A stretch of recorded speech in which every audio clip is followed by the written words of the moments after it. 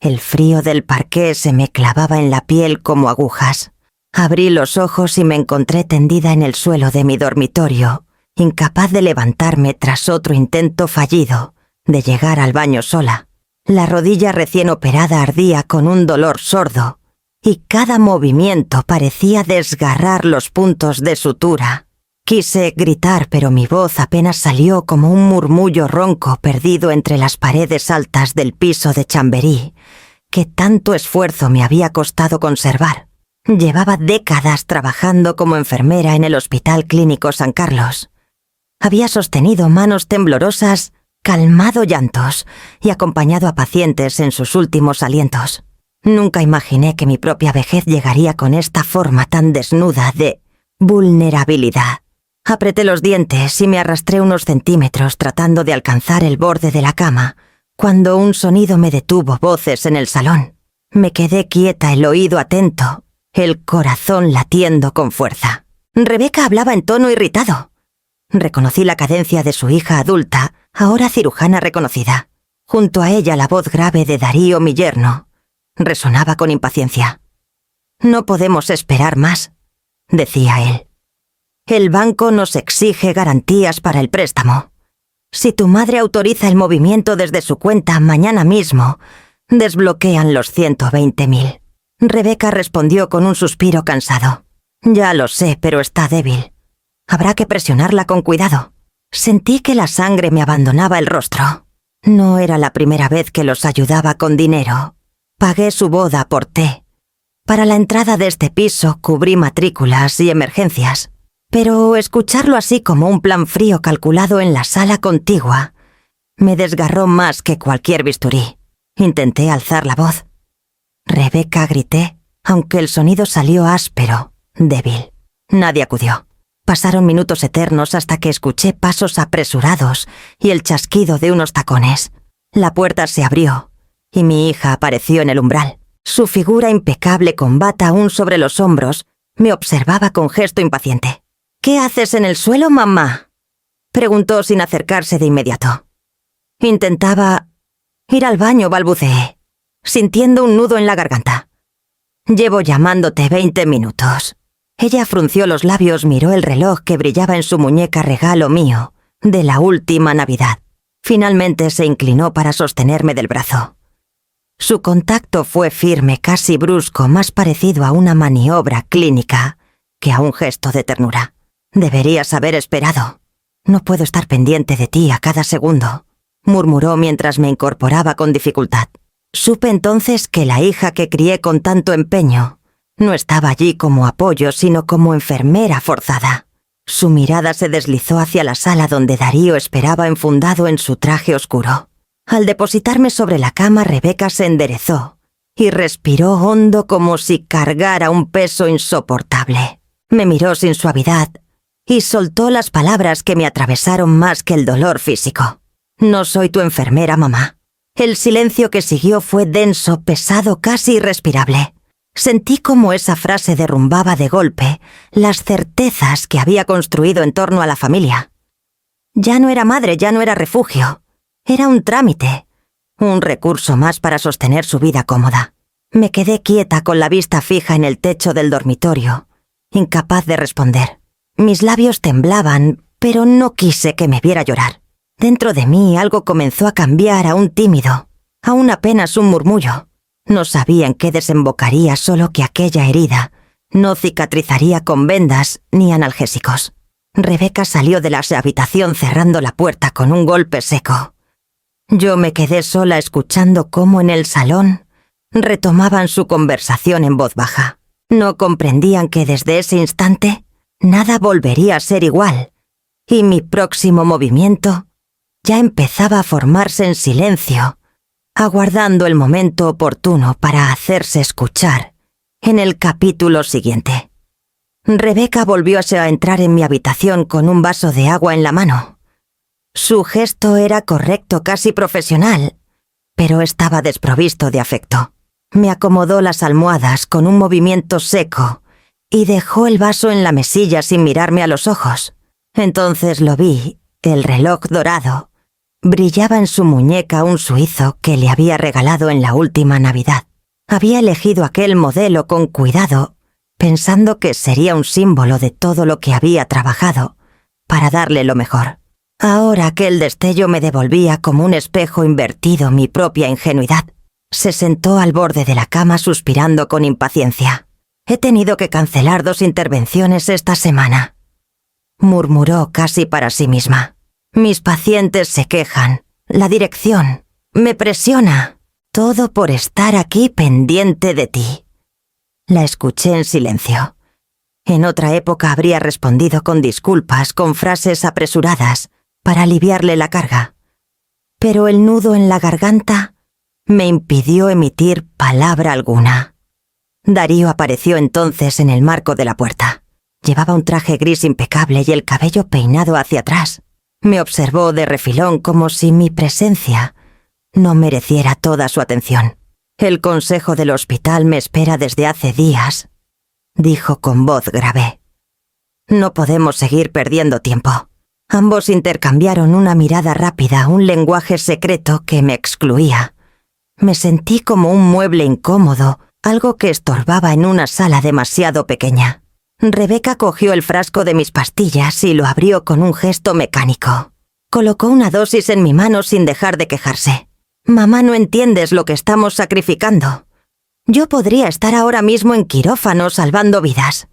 En cambio, estoy aquí pendiente de tus caprichos». La palabra caprichos me atravesó como una aguja.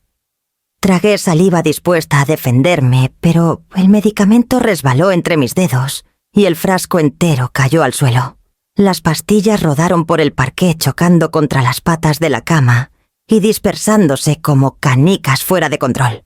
Me incliné instintivamente para recogerlas, un movimiento torpe que encendió un dolor agudo en la rodilla recién operada. Mis ojos se llenaron de lágrimas involuntarias. «Por Dios, mamá», exclamó Rebeca exasperada. «¿Quieres abrirte los puntos otra vez?» No tuve tiempo de responder. Darío dio un paso al interior de la habitación. Su rostro se tensó y la furia se dibujó en sus facciones. «Ya basta», tronó con voz áspera, sus manos crispadas en puños. «No somos tus criados ni tus enfermeros». El silencio cayó como un manto. Sentí cómo la humillación me recorría entera, helándome desde el pecho hasta las manos. Durante décadas había entregado mi vida a cuidar desconocidos, a dignificar la profesión de enfermería, y ahora mi propia familia me reducía a una carga incómoda. Rebeca no dijo nada. Solo recogió algunas pastillas del suelo, las dejó sobre la mesilla y salió de la habitación sin mirarme. Darío la siguió ajustándose el nudo de la corbata como si nada hubiese pasado. Me quedé sola con el eco de sus voces resonando en mis sienes. El reloj dorado volvió a brillar en mi memoria, convertido ya no en un símbolo de amor, sino en un recordatorio cruel de lo que había regalado a cambio de indiferencia. Respiré hondo y cerré los ojos. Sentí que algo muy dentro de mí comenzaba a resquebrajarse, como una represa que ya no soporta más presión. Era apenas un murmullo, pero sabía que pronto crecería hasta convertirse en la respuesta que mi hija y su marido no esperaban. Y mientras el dolor de la rodilla me atenazaba, comprendí que el verdadero golpe estaba por llegar en el capítulo siguiente. La madrugada me sorprendió despierta. El dolor de la rodilla no me dejaba dormir, pero no era la única razón. Las palabras de Darío seguían rebotando en mi cabeza y la frialdad de Rebeca me ardía más que cualquier herida. Me quedé tumbada mirando el techo del dormitorio mientras la penumbra dibujaba sombras alargadas en las paredes. Pensé en todo lo que había hecho por mi hija. Recordé aquella mañana ya lejana en la que acompañé a Rebeca a inscribirse en la Facultad de Medicina de la Complutense. Ella caminaba con paso firme, con los ojos brillando de ambición. Yo había entregado el cheque de matrícula con manos temblorosas, de emoción y orgullo. No fue fácil, turnos dobles en urgencias, noches sin descanso, pero lo hice con la certeza de que estaba construyendo su futuro. Más tarde, cuando Rebeca y Darío quisieron comprar el piso en Chamartín, fui yo quien aportó el enganche. Recuerdo la notaría, el olor a papel nuevo y tinta, y la sonrisa de mi hija, mientras me decía que ese sería su hogar definitivo. Yo había confiado en que aquel dinero sería una semilla de seguridad y agradecimiento. Ahora, tumbada en mi cama y escuchando cómo planeaban usar mis ahorros para un préstamo que ni siquiera mencionaban conmigo, comprendí que aquella semilla había germinado en terreno árido. El reloj de la mesilla marcaba las 3:20, cuando decidí que ya había esperado suficiente. No podía quedarme inmóvil esperando la próxima humillación. Con cuidado alcancé mi móvil. La pantalla iluminó el cuarto con un resplandor azul como un faro en la oscuridad. Respiré hondo y marqué el primer número que me vino a la mente, el del banco. «Buenos días, ¿en qué puedo ayudarla?», contestó una voz somnolienta, aunque profesional. «Soy Amaranta Velasco», dije con firmeza, sorprendida de escuchar mi voz tan clara. «Necesito hablar con el director de cuentas privadas, el señor Ortega. Es urgente». Tras unos segundos de espera, la voz de Ortega apareció al otro lado de la línea. Llevaba décadas trabajando en la sucursal. Me conocía desde los tiempos en que abrí mi primera libreta de ahorro. «Señora Velasco, ¿qué ocurre a estas horas?». Me incorporé un poco apretando las sábanas contra el pecho. «Quiero que congele inmediatamente todas las cuentas compartidas a nombre de Rebeca Velasco y Darío Muñoz». Ningún movimiento más hasta nuevo aviso. Hubo un silencio. Sentí su respiración contenida. «¿Estás segura?». «Es una decisión drástica. Más que segura. Confirme mi identidad y hágalo antes de que amanezca». Ortega accedió, aunque no sin advertirme de las consecuencias. Le di las claves de seguridad, mi número de DNI, y esperé en la penumbra mientras él tecleaba al otro lado. Cuando colgué, un extraño alivio me recorrió entera. Por primera vez en años no estaba cediendo. Estaba cerrando la puerta. Pero aún faltaba la segunda llamada. Mis dedos dudaron unos instantes sobre la pantalla antes de marcar el número del despacho del licenciado Salgado. Viejo amigo de mi difunto marido, había sido testigo de nuestra boda y padrino de bautizo de Rebeca. No me había atrevido a recurrir a él antes, porque hacerlo significaba reconocer que la familia podía fracturarse. Contestó con voz ronca. «Amaranta. ¿Todo bien, no, Salgado?» «Nada está bien», le respondí y sentí cómo la voz se me quebraba. «Quiero que prepares papeles de desalojo. Quiero a Rebeca y a Darío fuera de mi casa en 48 horas». Hubo un silencio pesado. Pude imaginarlo frotándose las sienes como hacía siempre cuando un caso le parecía complicado. «¿Estás segura de lo que me pides?». «Son tu familia». Me mordí el labio conteniendo las lágrimas. He pasado la vida entera cuidando a otros. Ahora necesito cuidar de mí. Él suspiró y su tono se volvió más formal. «De acuerdo. Mañana y a primera hora empezaré los trámites. Tendrás los documentos en tu mesa antes del mediodía». Cuando colgué me quedé en silencio escuchando el zumbido lejano de la ciudad dormida. Mi corazón latía con fuerza, pero ya no de miedo, sino de una determinación que no recordaba haber sentido en años. El amanecer aún no había llegado, pero yo ya había dado el primer paso hacia una nueva vida, una en la que no volvería a ser invisible. Y esa convicción me sostuvo mientras la noche se deshacía lentamente hacia el capítulo siguiente. La claridad del amanecer entraba tímida por la rendija de las persianas cuando escuché el timbre. Me sobresalté con el corazón acelerado. Apenas había dormido tras aquellas 2 llamadas que me cambiaron el pulso de la vida. Arrastrando el andador hasta el recibidor, abrí con dificultad. Al otro lado, envuelta en un abrigo gris que le caía hasta los tobillos, estaba Lourdes Cammany. Su figura llenaba el umbral con la misma solidez que recordaba de nuestros años en el hospital. Había sido fisioterapeuta durante más de 3 décadas. Juntos habíamos compartido guardias emergencias y también cafés apresurados en la cafetería de la esquina. La jubilación la había devuelto a la calma, pero aquella mañana sus ojos brillaban con dureza. «Amaranta», dijo simplemente, y me abrazó con fuerza con la clase de abrazo que contiene reproche y ternura a partes iguales. El olor a colonia fresca me recordó viejos tiempos, y por un instante quise esconder el rostro en su hombro y dejar que todo se desmoronara. Pero me aparté torpe, incapaz de sostenerle la mirada. Lourdes, no quería molestarte tan temprano. Me llamaste de madrugada, replicó con esa franqueza que nunca yo había perdido. Cuando una amiga pide ayuda así, no se discute la hora. Entró en el piso, recorrió el salón con una mirada rápida y asintió como si evaluara la escena de un accidente. Después volvió a mirarme. Prepara lo esencial. ¿Te vienes conmigo? Quise protestar, pero las palabras se ahogaron en mi garganta. Me limité a asentir y entre las dos recogimos algunas mudas mis medicamentos y el archivador donde guardaba papeles importantes. Lourdes lo hacía todo con eficacia. Abría cajones, doblaba ropa, cerraba bolsos, mientras yo la seguía con lentitud todavía incrédula. «No puedes quedarte aquí sola», dijo al fin mirándome con severidad.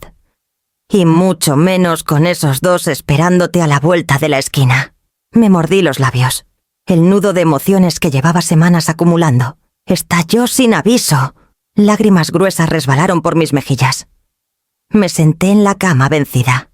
He confundido generosidad con amor. Susurré casi sin voz. Pensaba que dando todo lo que tenía, ellos me querrían. Lourdes se arrodilló frente a mí sujetándome las manos con firmeza. Sus dedos eran cálidos, seguros. «No confundas darlo todo con no valer nada», respondió clavando en mí sus ojos oscuros.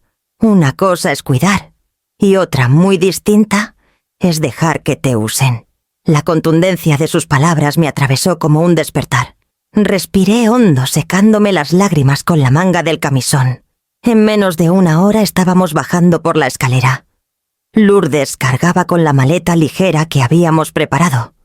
El aire frío de la calle me golpeó el rostro despejándome las ideas. Nos subimos a un taxi que ella había llamado con su móvil, y el coche nos llevó por la Gran Vía todavía adormecida. Me quedé mirando por la ventanilla cómo Madrid despertaba panaderías que subían persianas estudiantes con mochilas transeúntes con prisas. Yo, en cambio, iba hacia otra clase de amanecer, uno en el que no estaba obligada a pedir permiso para existir. El taxi nos dejó en Lavapiés frente a un edificio de fachada antigua y balcones llenos de macetas. Lourdes abrió la puerta con gesto seguro. Su piso era luminoso, acogedor, lleno de libros y fotografías. Me guió hasta una habitación pequeña pero ordenada, con una cama baja y sábanas limpias. «Aquí descansarás mejor que en esa casa envenenada», me aseguró. «Y no estás sola, Amaranta». Sentí un alivio tan profundo que apenas pude contestar. Solo asentí con la certeza de que el primer hilo de mi nueva vida se estaba tejiendo en ese instante. Me tumbé en la cama respirando el olor a lavanda de las sábanas. Sabía que Rebeca aún no imaginaba que, al regresar, encontraría vacío el nido que creía tener bajo control. Y mientras el sueño me vencía poco a poco, entendí que esa revelación sería apenas el inicio de un choque inevitable en el capítulo siguiente. El despacho del licenciado Salgado conservaba el mismo aroma de siempre cuero envejecido y café recién hecho. Era como entrar en una cápsula del tiempo. Hacía años que no cruzaba esa puerta, pero nada parecía así haber cambiado. Las estanterías repletas de legajos, la lámpara verde iluminando la mesa de roble y el silencio solemne que invitaba al recogimiento.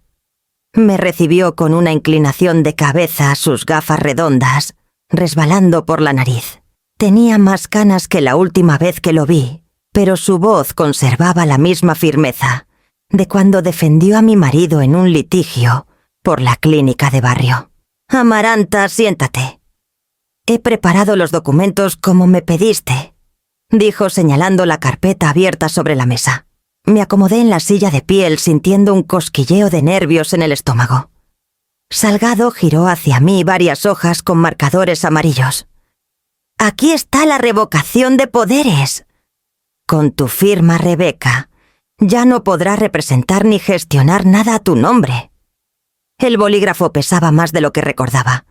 Tomé aire, lo sostuve entre los dedos y estampé mi rúbrica. El trazo me salió firme, casi desafiante, como si esa tinta fuese un grito callado durante años. Salgado pasó a la siguiente hoja. Esta es la orden de desalojo. Plazo 48 horas desde la notificación. Lo miré a los ojos. Tan rápido es posible, sí, porque la vivienda no es enteramente de ellos. Se inclinó hacia adelante bajando la voz. He revisado las escrituras y aún apareces como copropietaria del piso de Chamartín. Me quedé helada. ¿Copropietaria? Pensaba que tras el matrimonio habían regularizado todo. Él negó lentamente. No. Y aunque quisieron hacerlo, nunca completaron la operación. La mitad sigue a tu nombre. Un escalofrío me recorrió la espalda. Aquella revelación cambiaba todo. La casa que tanto presumían como suya dependía todavía de mi firma.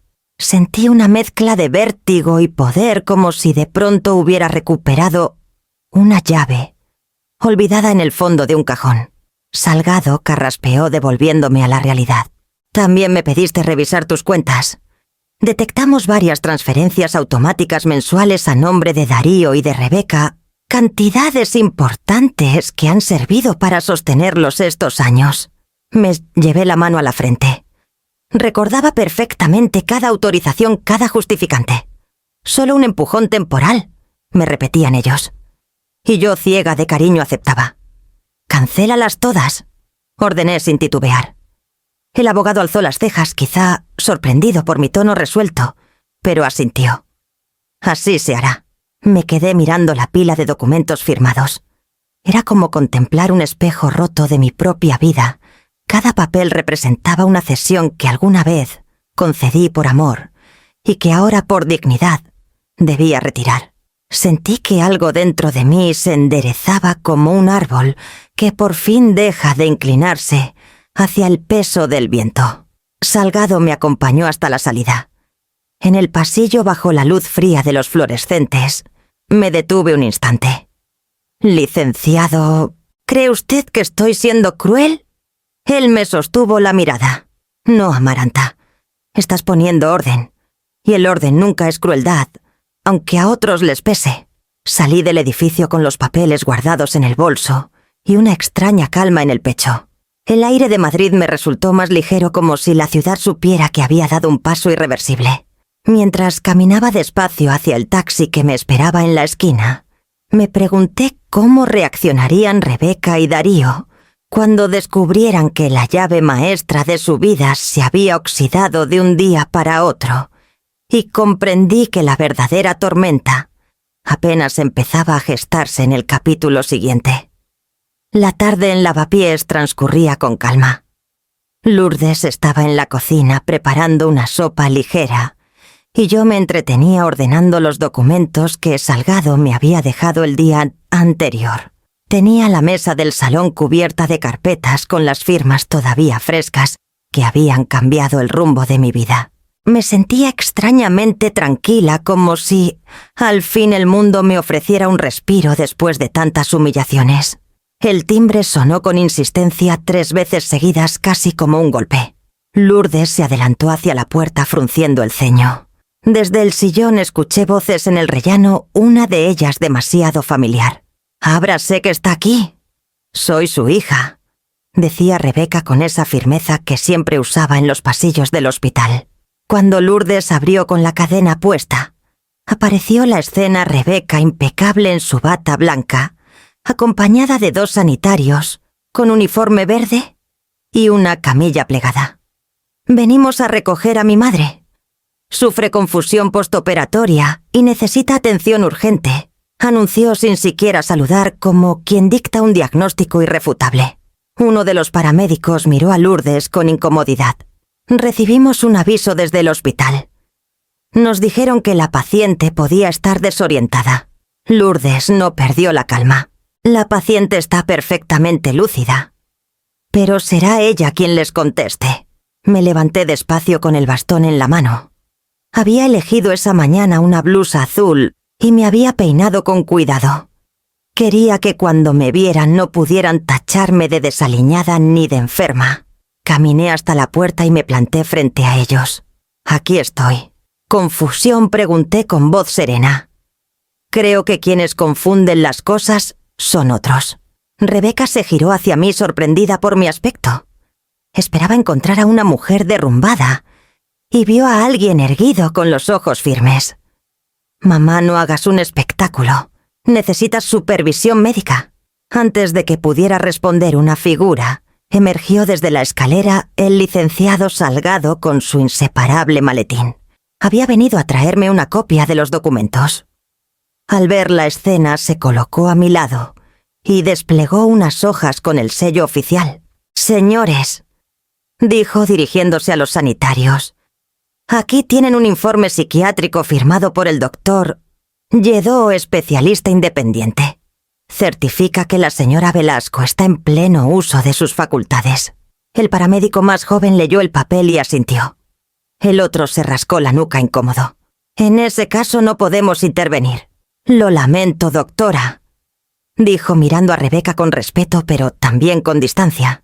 «No estamos autorizados a trasladar a alguien competente contra su voluntad». La cara de mi hija se tensó. «Esto es un error», protestó. «Ella no sabe lo que hace. Está siendo manipulada». Salgado respondió con calma de acero. «Manipulada es la palabra exacta para describir este intento de internarla sin fundamento. Si insiste, doctora, me veré obligado a denunciarlo como coacción». Los sanitarios recogieron la camilla con rapidez, deseosos de marcharse. El más joven me dedicó una mirada de disculpa antes de bajar las escaleras. Rebeca se quedó unos segundos inmóvil, apretando los puños, y al final se dio media vuelta sin despedirse. El eco de sus tacones resonó en el portal como un martilleo de derrota. Lourdes cerró la puerta despacio y me tomó del brazo. «¿Lo ves? Ya no estás sola». Me dejé caer en el sillón agotada pero serena. Miré los documentos sobre la mesa, mis nuevas armas, y comprendí que la guerra apenas había empezado. Afuera en la calle la ambulancia arrancaba con un rugido que me sonó a advertencia. Dentro de mí, sin embargo, sentí la certeza de que la verdadera batalla ya no era física, sino moral, y que yo estaba dispuesta a darla en el capítulo siguiente. La casa de Lourdes estaba en silencio. El murmullo del tráfico de lavapiés llegaba apagado por las ventanas, como si Madrid se empeñara en recordarme que la vida seguía allá afuera, indiferente a mis tormentas. Me acomodé en el sillón con la rodilla en alto y una manta ligera sobre las piernas. El dolor físico era soportable, casi un recordatorio disciplinado de que debía moverme con cautela. Pero lo otro, lo que me apretaba el pecho con una fuerza invisible, no tenía calmante. Había pasado demasiados años alimentando una ilusión, la de una hija agradecida capaz de ver en mis sacrificios la prueba de un amor sin límites. Cada turno extra, cada euro ahorrado, cada renuncia que hice, todo lo deposité en el cofre invisible que llamé Rebeca. Y ahora ese cofre se revelaba vacío. Cerré los ojos y las lágrimas comenzaron a resbalar sin resistencia. No lloraba solo por la herida de mi rodilla ni por la soledad evidente de aquel salón prestado. Lloraba por un espejismo, la idea de que el cariño podía comprarse con dedicación y con dinero. Lloraba por no haber querido ver antes las señales, por haber excusado desplantes, por haber justificado silencios. Lourdes entró con 2 tazas de tila y dejó una en la mesa auxiliar. No dijo nada, solo me acarició el hombro con un gesto que valía más que 100 palabras. Yo le agradecí con una mirada incapaz de articular sonido. Ella sabía como buena fisioterapeuta y como amiga que a veces el cuerpo necesita llorar para poder enderezarse. Mientras sorbía lentamente la infusión, una idea se fue asentando dentro de mí. Con la claridad de una orden médica tenía que rehacer mi testamento y mis poderes. Ya no podía permitirme la ingenuidad de dejar a Rebeca como heredera universal, ni como responsable de mis decisiones médicas. Con los papeles que firmé en el despacho de Salgado, había abierto la puerta a ese cambio. Ahora solo debía completarlo. La culpa me punzaba como una aguja. Me preguntaba si al hacerlo me convertía en una madre cruel, capaz de borrar a su hija de un plumazo. Pero junto a la culpa aparecía un alivio extraño, casi liberador. Era como enterrar a alguien que nunca murió, como despedirse de una imagen que había fabricado yo misma. El duelo era invisible, pero tan real como el frío que se cuela en los huesos. Recordé las palabras de mi difunto esposo Tomás, pronunciadas muchos años atrás.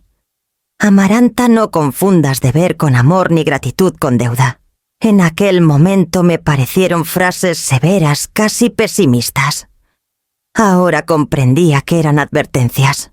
Me levanté con esfuerzo y caminé hasta la mesa donde aún reposaban carpetas y sobres. Abrí uno en blanco y empecé a anotar nombres, el de Lourdes, que siempre me había sostenido sin pedir nada a cambio. El de Tomás, mi nieto, a quien todavía quería ofrecer un futuro limpio, de la sombra de sus padres. Y hasta el de algunas colegas de enfermería, que seguían luchando en los pasillos del clínico. Si iba a dejar un legado, debía reflejar mis valores y no mis miedos. Al terminar la lista, respiré hondo. Era como si con cada letra escrita enterrara un pedazo del espejismo que me había atado durante décadas.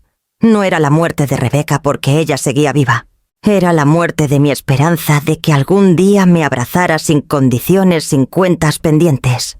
Me quedé de pie mirando por la ventana hacia los tejados de lavapiés, iluminados por el atardecer.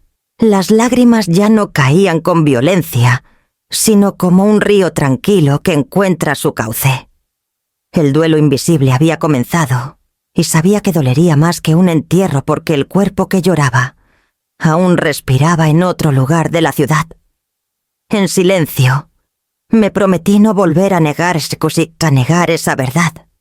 Y mientras guardaba la lista en la carpeta de documentos que llevaría de nuevo al despacho de Salgado, me di cuenta de que la verdadera fuerza no estaba en sostener lo que se derrumba, sino en dejarlo caer y seguir caminando hacia el capítulo siguiente. El timbre sonó al anochecer cuando Lourdes y yo terminábamos de cenar una tortilla sencilla en la cocina. Pensé que sería algún vecino, quizá un error, pero al abrir la puerta me encontré con un rostro que no veía desde la última Navidad.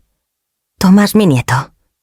Llevaba una mochila al hombro y el pelo más largo de lo que recordaba, enredado por el viento del viaje. «Abuela», dijo con voz entrecortada. «¿Puedo pasar?» Me quedé inmóvil unos segundos. En su mirada había cansancio, pero también un brillo ansioso como el de alguien que carga con un peso demasiado grande para su edad. Asentí y lo hice entrar. Lourdes, discreta, se retiró al salón contiguo. Tomás dejó la mochila en el suelo y se sentó frente a mí en la mesa todavía caliente de la cena. Me observaba como si buscara señales invisibles, como si quisiera confirmar algo que no se atrevía a preguntar. «Mamá y papá me dijeron que no estás bien», empezó con tono cuidadoso, «que has tenido confusiones después de la operación, que alguien te está manipulando». Supe al instante de dónde venían esas palabras. Rebeca había tejido su versión como una red y ahora intentaba atraparlo a él también. Respiré hondo antes de responder. «¿De verdad me ves confundida, Tomás?», pregunté mirándolo a los ojos. Bajó la vista incómodo. «No, ahora mismo no. Pareces serena incluso más que otras veces. Pero no sé qué pensar. Sois mi familia y todo suena contradictorio». Me dolió escuchar esa vacilación en su voz. Él había sido durante años la única luz limpia entre tanta tensión. Recordé cuando lo llevaba al retiro a dar de comer a los patos, cuando todavía creía que el mundo de los adultos era sencillo y seguro. «Tu madre tiene su versión», dije suavemente, «y yo tengo la mía. No te pido que me creas a ciegas, solo que escuches». Tomás asintió y sus manos jóvenes se entrelazaron sobre la mesa nerviosas. Le conté lo esencial: cómo había costeado la matrícula de medicina de Rebeca, el enganche del piso de Chamartín, las transferencias mensuales que sostenían su vida cómoda. Le hablé del día en que caí al suelo tras la cirugía Y de los 20 minutos que estuve pidiendo ayuda, hasta que ella pareció molesta. Y de la frase que me cortó en dos: «No soy tu enfermera, mamá». Tomás tragó saliva visiblemente afectado. Ella dice que fue un malentendido, que estabais todos tensos. Puede ser, admití. Pero no fue solo una frase. Fue un espejo de años de frialdad, de desprecio encubierto. Y yo ya no podía seguir ignorándolo. Se quedó callado. El reloj de pared marcaba los segundos con un sonido que llenaba la sala. Al fin levantó la vista. «Entonces, ¿todo esto no es venganza?» Me incliné un poco hacia él. «No busco castigo, Tomás. Busco respeto. Eso es todo. Respeto como madre, como mujer, como persona». Sus ojos se humedecieron. Era evidente que la lealtad lo desgarraba, de un lado sus padres, del otro la abuela que siempre había estado para él. «Es difícil», murmuró. «Siento que si apoyo a uno traiciono al otro». Le acaricié la mano con ternura. «No tienes que elegir ahora. Solo escucha a tu corazón y observa. Con el tiempo sabrás qué es verdad y qué es excusa». Se mordió el labio pensativo. Me dio la impresión de que quería abrazarme, pero no se atrevió. Se levantó despacio, recogió la mochila y me miró con un brillo nuevo en los ojos, mitad duda, mitad comprensión. Lourdes regresó justo entonces, ofreciéndole una taza de té. Él la rechazó con una sonrisa cortés y se despidió en la puerta. Cuando el eco de sus pasos se perdió en la escalera, comprendí que la batalla ya no solo era mía, también se libraba en el corazón de ese muchacho atrapado entre dos verdades. Y me pregunté mientras cerraba la puerta de qué lado elegiría estar Tomás cuando llegara el momento decisivo en el capítulo siguiente. El olor a desinfectante y linimento impregnaba el aire del centro de rehabilitación en Moncloa. No era un ambiente ajeno. Pasé media vida entre salas parecidas acompañando a otros en sus dolores y progresos. Pero ahora yo era la paciente y esa inversión de papeles me pesaba como un ladrillo en el pecho. El joven fisioterapeuta que me recibió se llamaba Samuel. No debía de pasar de los 30, con una energía contenida en cada gesto. Sus ojos transmitían una mezcla de paciencia y respeto que me tranquilizó. «Doña Amaranta, empezaremos con algo sencillo. Barras paralelas», señaló la estructura metálica que relucía bajo los focos blancos. «No hay prisa. Cada paso es suyo». Me coloqué las muletas bajo los brazos y avancé hasta la primera barra. El eco de mis propios pasos resonaba en el suelo pulido. La rodilla respondió con un latigazo agudo, pero apreté la mandíbula. Había aprendido demasiado bien a convivir con el dolor. «Despacio», indicó Samuel. «No se trata de llegar lejos hoy, sino de reconocer que puede hacerlo». Asentí. Cada paso era una batalla interna. El cuerpo me gritaba que me detuviera. Mi dignidad me empujaba hacia adelante. Sentía que no estaba rehabilitando solo mi rodilla, estaba reparando algo más profundo, algo que había permitido que se quebrara dentro de mí. Cuando logré cruzar de un extremo al otro, Samuel sonrió satisfecho. «Muy bien. Lo importante es la constancia. No importa si mañana duele más. Lo importante es que hoy lo hizo». Me senté a descansar en una de las sillas de la sala con el sudor perlándome la frente. Y entonces escuché voces conocidas. Al voltear vi a dos de mis antiguos colegas del clínico, Marta y Guillermo. Llevaban años jubilados, pero sus rostros seguían conservando la firmeza de aquellos que saben lo que significa sostener una vida con sus manos. «Doña Amaranta», exclamó Marta con una sonrisa amplia. «La que nunca dejó caer a un paciente». Ese apelativo, «la que nunca dejó caer a un paciente», me golpeó con una ternura inesperada. Lo decían con orgullo, como si mi legado no fueran solo las horas de servicio, sino la certeza de que siempre estuve allí cuando alguien tambaleaba. Guillermo, con bastón en mano, añadió: «Si hay alguien que sabe levantarse, eres tú». Nosotros lo vimos cientos de veces en los pasillos del hospital. Me reí suavemente y al mismo tiempo sentí un nudo en la garganta. Había pasado semanas sintiéndome un estorbo un peso muerto. Y sin embargo, para quienes me conocieron en mi oficio, yo seguía siendo la misma la enfermera que sostenía a la mujer que no dejaba caer. Samuel me observaba con curiosidad, quizá preguntándose qué clase de huella había dejado yo en esas personas. No hizo falta explicarle nada. Mis colegas llenaron el silencio con anécdotas recordando turnos eternos, pacientes imposibles y hasta un parto improvisado en un ascensor. Reímos juntos y en ese eco de camaradería me reconocí de nuevo. Al despedirse, Marta me tomó la mano. No olvide que también merece que alguien la sostenga a usted. Sus palabras se me clavaron hondo. No se trataba de negar mi vulnerabilidad, sino de aceptarla sin vergüenza. Y entendí que la rehabilitación no era solo muscular, era también moral. Volví a las barras más erguida que antes. El dolor persistía, pero ya no era enemigo, sino compañero de camino. Cada paso decía, sigo aquí. Cada muleta que se apoyaba en el suelo reafirmaba, no me he rendido.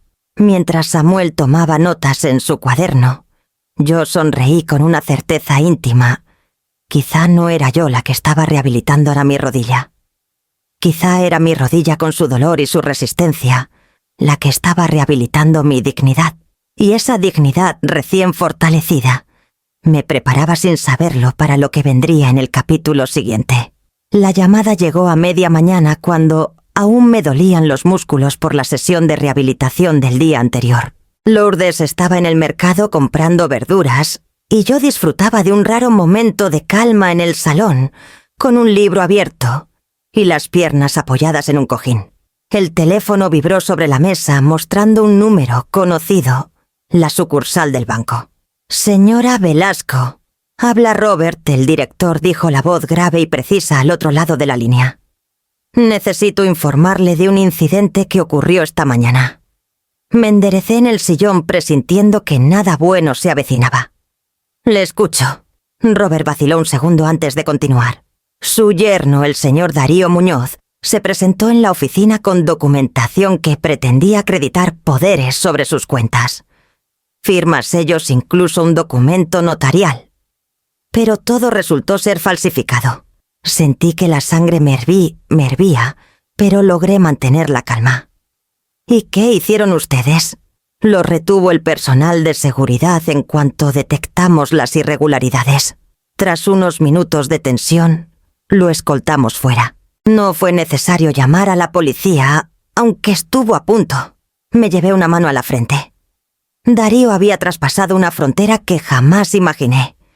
Lo que empezó como desdén se había convertido en crimen. «Hay algo más, señora Velasco», añadió Robert con un tono más grave aún. Al revisar el sistema descubrimos que no era la primera vez que lo intentaba. Hace unos meses solicitó una hipoteca a nombre del piso de Chamartín, presentando documentos donde usted aparecía como firmante. Fue rechazada porque las firmas no coincidían, pero no se lo notificamos entonces. Creímos que había sido un error administrativo. El silencio se hizo pesado. Mi corazón latía con fuerza y no supe si era por la indignación o por la tristeza de imaginar la traición tan cercana. «¿Rebeca lo sabe?», pregunté al fin. Por lo que vimos no respondió Robert. En la solicitud solo figuraba Darío. Si ella lo desconoce, la situación es aún más delicada. Colgué después de agradecerle la transparencia. Me quedé mirando el teléfono como si fuera un objeto extraño. Cada palabra de Robert se repetía en mi cabeza: falsificación, hipoteca, rechazo. Y una imagen se clavaba como cuchillo Darío, firmando mi nombre en algún despacho convencido de que nadie se enteraría. Lourdes regresó poco después con una bolsa de naranjas y otra de tomates. Me encontró en silencio con el libro cerrado. «¿Qué ha pasado?», preguntó al ver mi expresión. Le conté cada detalle. Ella apretó los labios hasta dejarlos blancos. «Ese hombre es un parásito, Amaranta. No solo te usó, sino que ahora pone en riesgo hasta a tu hija». Me quedé pensativa. Lo peor es eso, Lourdes. Ella no sabe que duerme con un traidor. Cree que él defiende sus intereses, cuando en realidad se los devora por dentro. Esa tarde me llamó Salgado. Ya estaba al corriente Robert con diligencia. Le había enviado un informe de lo sucedido. Esto cambia las cosas. Me explicó con su tono meticuloso. Podemos iniciar una denuncia formal por falsificación y tentativa de fraude. Será duro pero necesario si quiere blindarse de futuros intentos. Hágalo, respondí sin dudar. Colgué y me quedé escuchando el tic-tac del reloj del salón. Por primera vez la traición no provenía solo de mi hija, sino del hombre que compartía su cama. La herida era doble, no solo me habían fallado a mí, también a ella, aunque aún no lo supiera. Miré las carpetas de documentos que había preparado con tanto cuidado. El sello de confianza que durante años había sostenido la vida de Rebeca se había roto en 1000 pedazos, y yo sabía que cuando esa verdad saliera a la luz, nada volvería a ser igual en esa casa. El eco de esa certeza me acompañó hasta la noche con una pregunta imposible de esquivar. ¿Qué ocurre cuando el traidor duerme en tu misma cama y no lo sabes? El mensaje de Rebeca me llegó al amanecer, breve y sin adornos. Necesitamos hablar. Hoy, 18, Cafetería Lisboa Goya. Dudé en contestar. Una parte de mí quería borrar el texto y seguir adelante con la decisión de cortar lazos. Otra, la madre que nunca deja de esperar, me empujaba a darle una última oportunidad. Terminé escribiendo un «Allí estaré». A las 6 en punto entré en la cafetería. El murmullo de tazas y cucharillas mezclado con el olor a café recién molido me devolvió recuerdos de tantas guardias en el hospital cuando desayunaba deprisa antes de volver a los pasillos. Rebeca ya estaba sentada junto a la ventana con un café solo casi intacto delante. Vestía un traje claro impecable, pero sus ojos revelaban noches mal dormidas. Me acerqué despacio. Ella levantó la mirada y por un instante creí ver a la niña que un día fue con los mismos ojos ansiosos por aprobar un examen de ciencias naturales. Me senté frente a ella. «Gracias por venir», dijo con voz áspera. El camarero me trajo un café con leche sin que lo pidiera. Debía de recordar mis costumbres de clienta ocasional. Rebeca jugueteaba con la cucharilla golpeándola contra la taza. «Mamá, necesito entender por qué me has hecho esto». Empezó bajando el tono. «Congelaste las cuentas, pusiste a Darío contra la pared, nos humillaste». Inspiré hondo. No fue por humillar. Fue por respeto por el que me negasteis cuando más vulnerable estaba. Sus labios temblaron como si se resistieran a ceder una grieta. Finalmente bajó la voz. «Siempre hablas de respeto, pero nunca supiste lo que significaba vivir a tu lado». Me quedé en silencio. Ella continuó con un rastro de rabia y dolor mezclados. «Crecer siendo la hija de la legendaria enfermera Velasco fue una condena. Todos en el colegio, en la facultad, me comparaban contigo. Siempre eras la referencia, la mujer fuerte, la que nunca fallaba. Yo siempre quedaba corta. Mi corazón dio un vuelco. ¿De verdad pensabas eso? ¿Qué otra cosa podía pensar?», replicó con una risa así amarga. «Cuando llegué a medicina, más de un profesor me dijo que esperaba mucho de mí porque era tu hija. Cuando fallaba, no era un error mío, era una decepción para la memoria de Amaranta Velasco. ¿Sabes lo que es sentir que tu sombra me cubría en cada examen, en cada pasillo del hospital?» Sus palabras me atravesaron como bisturí. Había estado tan ocupada construyendo mi imagen de enfermera ejemplar, tan orgullosa de cada reconocimiento, que nunca me detuve a medir el peso que esa herencia ponía sobre sus hombros. «Rebeca, yo solo quería que te sintieras respaldada». Ella me interrumpió con un gesto brusco. «Respaldada no. Vigilada, juzgada, comparada. Nunca fui suficiente para ti. ¿Y Darío? Darío me lo recordaba cada vez que me decía que tú podías mantenernos porque eras más fuerte, más lista, más ahorradora». Las lágrimas me nublaron la vista. Comprendí demasiado tarde que mi amor había llegado a ella deformado, envuelto en exigencias invisibles. Mi generosidad material había sido interpretada como un recordatorio de su insuficiencia. Rebeca. Intenté pronunciar, pero mi voz se quebró. Nunca quise que te sintieras menos. Pues lo lograste, dijo con crudeza empujando la taza hacia un lado. Ahora dices que buscas respeto. ¿Y yo? ¿Dónde estaba mi respeto cuando era una niña que solo quería que la miraras como hija, no como proyecto? El silencio se apoderó de la mesa. Afuera las luces de Goya se encendían tiñendo los cristales de reflejos naranjas. Yo acaricié el borde de mi taza, incapaz de sostenerle la mirada. En ese café amargo entendí demasiado tarde la magnitud de la herida que llevaba supurando décadas, y me pregunté con el corazón en carne viva si de algo servía la verdad cuando el dolor había echado raíces tan hondas. La noche me devolvió a lavapiés con un peso extraño en el pecho. El café en Goya había dejado un sabor amargo que ni 3 vasos de agua lograron borrar. Lourdes me esperaba en casa con una manta doblada sobre el sofá y la paciencia de siempre en los ojos. ¿Cómo fue?, preguntó mientras me ayudaba a quitarme el abrigo. Me dejé caer en el sillón exhausta, como abrir un baúl cerrado con herrumbre. Salió todo de golpe, reproches, heridas antiguas, comparaciones. Suspiré, pero al menos ya sé dónde estamos. Lourdes me miró en silencio, dejando que las palabras reposaran. Después me alcanzó una libreta y un bolígrafo. Entonces escríbelo. Dibuja la línea amaranta. Una vez marcada no habrá marcha atrás. Obedecí. Con la rodilla entumecida y la mente alerta, tracé lo que serían mis nuevas condiciones. Ningún dinero más, ni transferencias ocultas, ni favores disfrazados de rescates. Si Rebeca quería hablar, debía hacerlo de manera formal por escrito con respeto. Ya no aceptaría súplicas mezcladas con insultos, ni llamadas cargadas de exigencias.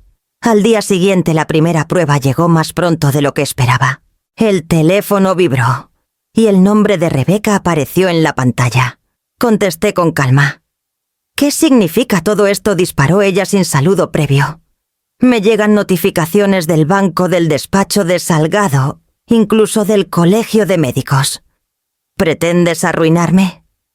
Me quedé callada unos segundos antes de responder. No pretendo nada. Solo he decidido dónde pongo mis límites. ¿Límites?, rió con sarcasmo. Llámalo como quieras, mamá, pero esto huele a venganza. Sentí que mi voz emergía más firme de lo que esperaba. No es venganza, Rebeca. Es supervivencia. El silencio al otro lado de la línea fue pesado, como si no supiera cómo encajar esa respuesta. «Supervivencia», repitió al fin casi con incredulidad. «Sí, porque cada vez que me pedías dinero sin mirarme a los ojos, me apagabas un poco más. Porque cada transferencia automática era un recordatorio de que mi amor se confundía con tu comodidad. Y porque si sigo así, terminaré perdiéndome del todo». Rebeca exhaló un suspiro nervioso. «No te das cuenta de lo que haces. Estás destrozando a tu propia familia.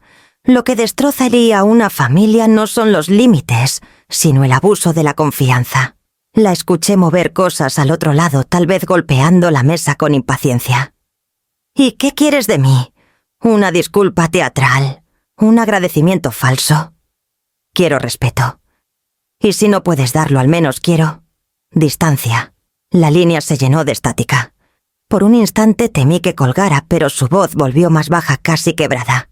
«¿Así de fácil borras 30 años?» Cerré los ojos. «No los borro, Rebeca. Solo dejo de permitir que esos 30 años sigan pesando sobre mí».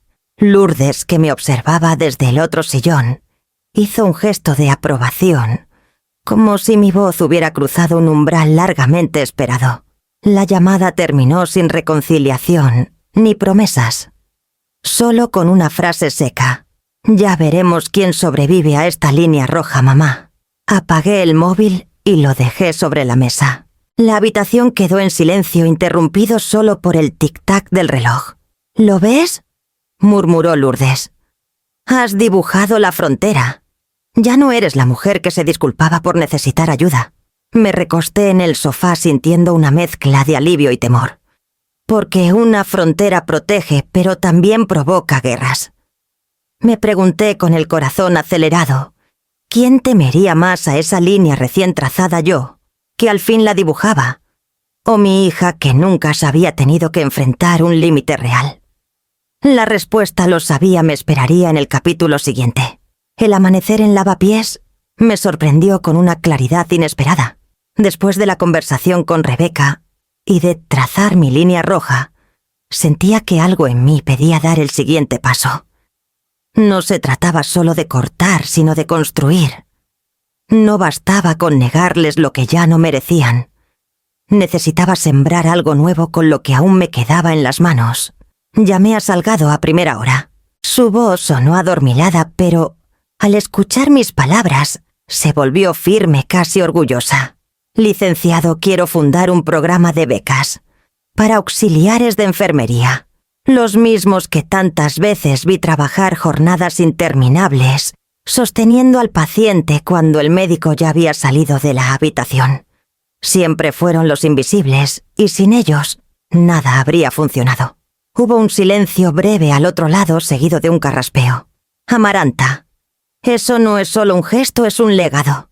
Tendremos que constituir una fundación. Podemos llamarla como usted disponga. Fondo Velasco, dije sin pensarlo demasiado. Un nombre sencillo pero con raíces. No para mi gloria, sino para que alguien recuerde que la dignidad no se improvisa, se cultiva. Anotó con rapidez y luego me explicó los pasos legales. Mientras hablaba, yo imaginaba a jóvenes auxiliares con sus uniformes planchados, abriendo libros de anatomía que jamás habrían podido comprar por sí mismos. Pensé en la primera vez que una enfermera veterana me enseñó a tomar la presión manual con paciencia infinita, y sonreí. Quizás ahora otra mujer pudiera aprender gracias a esas becas. Después abordé el segundo punto. Quiero un fideicomiso para Thomas.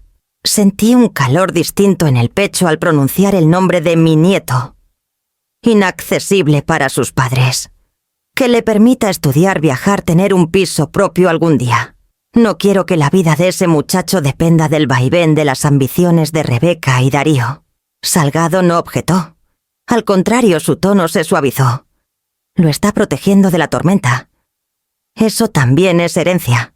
La tercera decisión me llevó hasta abrir un pequeño joyero guardado en la maleta. Dentro estaban las perlas de mi madre, unos pendientes de oro y un broche antiguo que siempre había reservado para mi hija. Durante años había imaginado a Rebeca llevándolos en algún acto como símbolo de continuidad. Ahora comprendía que no eran adornos, sino recuerdos que debían ir a manos limpias. Recordé a Inmaculada, compañera de enfermería en el clínico, que falleció demasiado pronto. Su hija Clara acababa de entrar en la escuela de enfermería. Yo la había visto de niña corretear por los pasillos cuando su madre trabajaba dobles turnos. Llamé a Clara esa misma tarde. «Tengo algo para ti», le dije con voz temblorosa. «Perteneció a tu abuela y a mi madre. Que te acompañe, que acase en este camino». Clara guardó silencio unos segundos antes de responder con un sollozo. «Doña Amaranta, no sé qué decir. Di simplemente que seguirás cuidando a otros como lo hizo tu madre. Eso será suficiente». Colgué y cerré el joyero vacío. Por primera vez en mucho tiempo, no sentí pérdida. Al contrario, me invadió una paz serena. Cada objeto, cada euro, cada decisión estaba encontrando su sitio, lejos del capricho y cerca del propósito. Al anochecer, Lourdes volvió del centro cultural, donde colaboraba como voluntaria. Le conté mis planes entre sorbos de caldo caliente.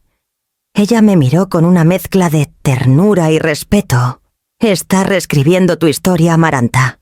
Ya no se trata de lo que perdiste, sino de lo que decides entregar». Asentí, sintiendo que esas palabras eran el reflejo exacto de mi jornada. Porque al final comprendí que hay legados que pesan como cadenas y otros que liberan como alas. Y mientras guardaba los papeles del Fondo Velasco, supe que lo que realmente heredaría mi nombre no serían las perlas antiguas, sino la dignidad rescatada en el capítulo siguiente.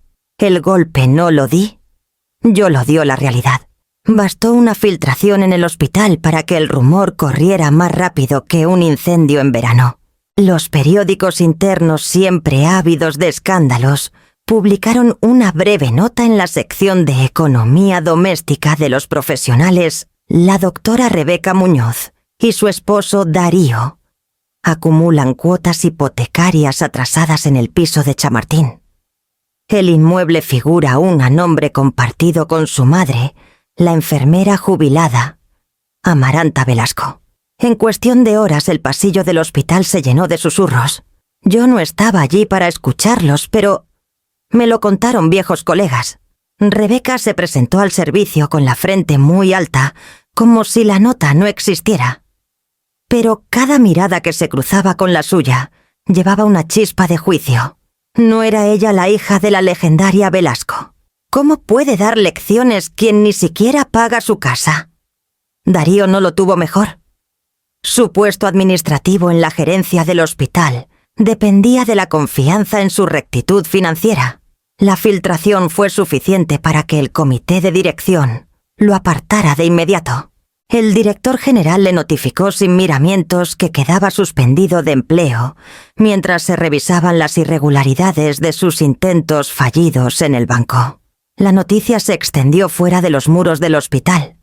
En Chamartín los vecinos comentaban en voz baja en el portal: con tanto traje caro y cenas de gala, y ahora resulta que ni la hipoteca pagan. La fachada impecable del matrimonio comenzó a mostrar grietas visibles, y esas grietas se ensancharon dentro de la propia casa. Rebeca recriminaba a Darío su imprudencia. ¿Cómo pudiste intentar hipotecar el piso sin decirme nada?, le gritó una noche, según me contaría más tarde, un vecino que escuchó la discusión a través de las paredes. El acorralado respondía con furia: «Lo hice por nosotros. ¿No podías seguir viviendo de las transferencias de tu madre? ¿O preferías que siguiera humillándonos cada mes?». Las discusiones crecieron en volumen y frecuencia. Tomás, que había regresado unos días para recoger ropa, me confesó por teléfono que apenas podía dormir. Abuela, la casa se ha vuelto un campo de batalla. Mamá llora a escondidas y papá se encierra en el despacho con las persianas bajadas. Mientras tanto, los rumores sobre la ética profesional de Rebeca se multiplicaban. Una residente resentida por antiguos desplantes insinuó que la doctora Muñoz priorizaba sus cirugías privadas sobre los turnos del hospital. Bastó esa chispa para que la confianza en ella tambaleara. Los pacientes aún la respetaban, pero sus colegas ya no la miraban igual. Yo observaba todo desde la distancia, con una mezcla de tristeza y serenidad. No había movido un solo dedo para precipitar esa caída, la habían provocado ellos mismos, levantando un palacio de apariencia sobre cimientos prestados. Lourdes, siempre franca, me dijo una tarde: «No te engañes, Amaranta. Esto no es tu victoria, es su consecuencia». Tenía razón. No había satisfacción en verlos caer, solo una confirmación amarga de lo que Tomás debía aprender. El dinero puede disfrazar la fragilidad, pero no sostenerla. Darío, cada vez más desesperado, buscó trabajo en clínicas privadas, pero la sombra de la investigación lo perseguía. Rebeca intentaba mantener su autoridad en el quirófano, pero los cuchicheos le perforaban la bata blanca como agujeros invisibles. Una noche Tomás me escribió un mensaje: «Abuela, creo que se separarán. Ya casi no se hablan. Y cuando lo hacen, es para herirse». Le respondí con cautela: «Los cimientos falsos siempre se resquebrajan, hijo. Tú mantente firme en lo que vales». Me quedé mirando el móvil apagado, comprendiendo que lo que se derrumbaba en Chamartín no era solo un matrimonio, sino la máscara que durante años me había hecho sentir culpable de no darles suficiente. Ahora quedaba al descubierto la verdad. Un palacio levantado con dinero prestado no puede sostenerse cuando el primer ladrillo cae. Y aún faltaba mucho por derrumbar en el capítulo siguiente. Volver al Clínico San Carlos después de tantos años fue como atravesar un espejo. El mismo pasillo de mármol frío, las lámparas altas que parecían custodiar secretos y las voces lejanas de camillas rodando. Pero ya no llevaba uniforme.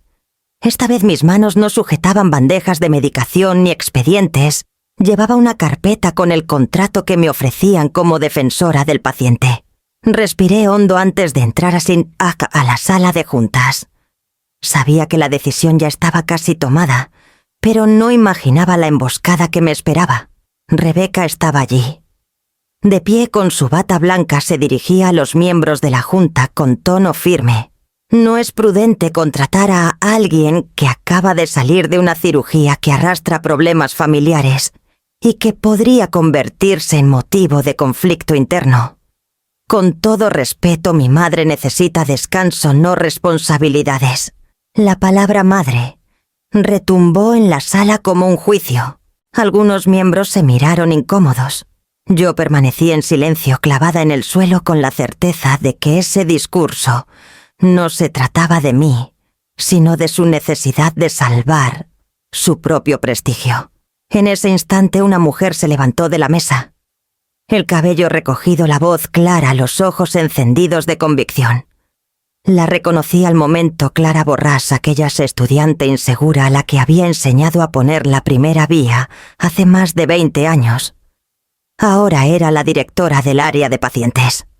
Con todo el respeto que merece la doctora Muñoz, dijo Clara mirando hacia la junta, negar la experiencia y la integridad de Amaranta Velasco sería una injusticia imperdonable. Yo aprendí de ella que un paciente no es un número ni un trámite, sino un ser humano, al que jamás se debe dejar caer. Y eso es exactamente lo que necesitamos en este puesto. El silencio se rompió con un murmullo de aprobación. Varios miembros asintieron. Rebeca se mordió el labio sorprendida por el giro. Yo sentí que el pasillo de mármol se iluminaba bajo mis pies, no como un retorno al pasado, sino como una consagración distinta. Cuando finalmente se anunció mi incorporación, los aplausos llenaron la sala. Miré a mi hija. Esperaba verla orgullosa, pero su rostro se contrajo en una mueca que mezclaba rabia y desconcierto. El aplauso que ella ansiaba llevaba mi nombre, y yo comprendí mientras estrechaba la mano de Clara y recibía el respaldo de la junta que el verdadero juicio no se libraba en los tribunales ni en los bancos, sino en ese reflejo amargo que mi hija mostraba al descubrir que la dignidad tarde o temprano siempre vuelve a Coteto y a encontrar su voz. El verano llegó a Madrid con su calor abrasador, y junto con él, Tomás. Había terminado los exámenes en Valencia y apareció en Lavapiés con una mochila y un gesto tímido, como quien pide permiso para respirar en otro aire. Lourdes lo recibió con una sonrisa amplia, ofreciéndole un plato de gazpacho que desapareció en segundos. «Quédate el tiempo que necesites», le dije mientras él dejaba sus cosas en el pequeño cuarto que habíamos improvisado como dormitorio. Los días siguientes se llenaron de una rutina sencilla y, sin embargo, inesperadamente luminosa. Tomás me acompañaba así a las sesiones de rehabilitación. Tomaba notas como buen estudiante de psicología y a veces me hacía preguntas que me obligaban a pensar en mí misma con una mirada distinta.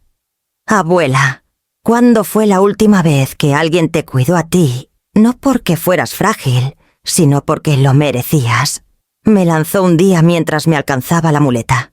Me quedé en silencio. No supe responder. Lourdes, que escuchaba desde la cocina, intervino con su franqueza habitual. «Desde que se dejó Tomás. Pero eso se acabó. Aquí nos cuidamos todos». Y así fue. Poco a poco se fue tejiendo una red invisible. Mis antiguos colegas del clínico, al enterarse de mi regreso como defensora del paciente, comenzaron a pasar por Lavapiés. Marta traía bizcochos, Guillermo libros de historia médica. Incluso Clara, la misma que me había defendido en la junta, venía a compartir cafés y recuerdos. La casa que durante años se había sentido como refugio prestado, empezó a vibrar con otra energía. No era familia de sangre, sino de elección. Cada visita reforzaba la certeza de que uno no siempre hereda a los suyos, a veces los elige. Una tarde, después de cenar tortilla de patata en la terraza, Tomás me confesó: «Pensé que ibas a sentirme traidor quedándome contigo, como si estuviera tomando partido. Pero aquí siento paz». Le acaricié la mano. No es traición, hijo. Es simplemente reconocer dónde encuentras respeto. El murmullo del barrio subía por las ventanas abiertas, guitarras, voces, el eco de un pregón lejano. Yo miraba a Tomás, a Lourdes, a los amigos que pasaban sin anunciarse, y comprendía que había encontrado una nueva forma de hogar. No sé si alguna vez me reconciliaré del todo con Rebeca. Quizá esa herida tarde en cerrar. Quizá no cierre nunca. Pero en aquella mesa con risas que no exigían nada y miradas que no juzgaban, descubrí que la paz no siempre llega de donde una la espera.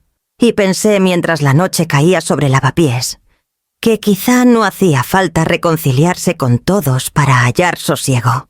A veces basta con elegir bien a los tuyos, aunque no compartan apellido ni sangre. El salón de actos del colegio de enfermería estaba lleno aquella mañana. Banderas en las paredes, flores sencillas en los extremos del escenario, y un murmullo expectante que me erizaba la piel. El Fondo Velasco entregaría sus primeras becas a 5 auxiliares que con esfuerzo y turnos interminables soñaban con avanzar en su formación. Me esperaba un atril micrófonos y un público atento. Pero lo que más me esperaba era una prueba íntima, subir aquellas escaleras sin bastón. Respiré hondo. A un lado Lourdes me dedicó una mirada que decía: confía. Al otro Tomás asentía con un orgullo sereno, como si cada paso que diera también fuera suyo. Coloqué el pie derecho en el primer escalón, luego el izquierdo. No hubo tambaleo. El silencio se hizo espeso, y sentí que todos contenían la respiración conmigo. Llegué arriba erguida, con la rodilla firme y la espalda recta. La sala estalló en aplausos. Pero lo que me conmovió no fue el ruido, sino la certeza que se abrió paso en mi mente.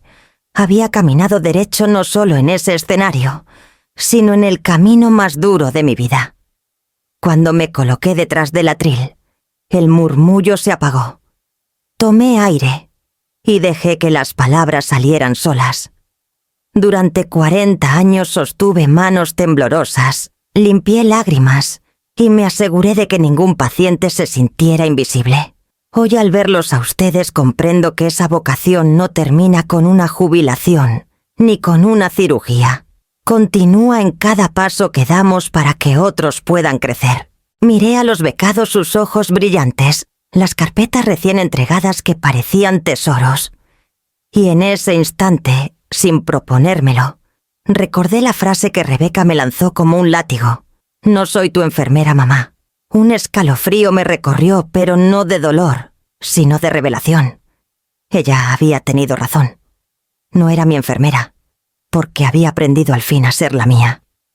Sonreí y añadí con voz firme: he descubierto que la dignidad no se hereda, se defiende, y que no hay mayor victoria que levantarse sola después de caer. El aplauso fue aún más intenso, envolviéndome como una ola cálida. Lourdes me sostuvo la mirada desde la primera fila. Tomás grababa con su móvil discreto, queriendo atesorar el momento. Al bajar del estrado ya sin miedo a tropezar, comprendí que el verdadero legado no eran las joyas ni el piso, ni siquiera las cuentas bancarias. Era esta certeza de haberme curado a mí misma, después de haber sanado a tantos otros. Y pensé con el corazón ligero que no había mayor triunfo que ese. ¿Qué mayor triunfo que curarte a ti misma tras haber sanado a tantos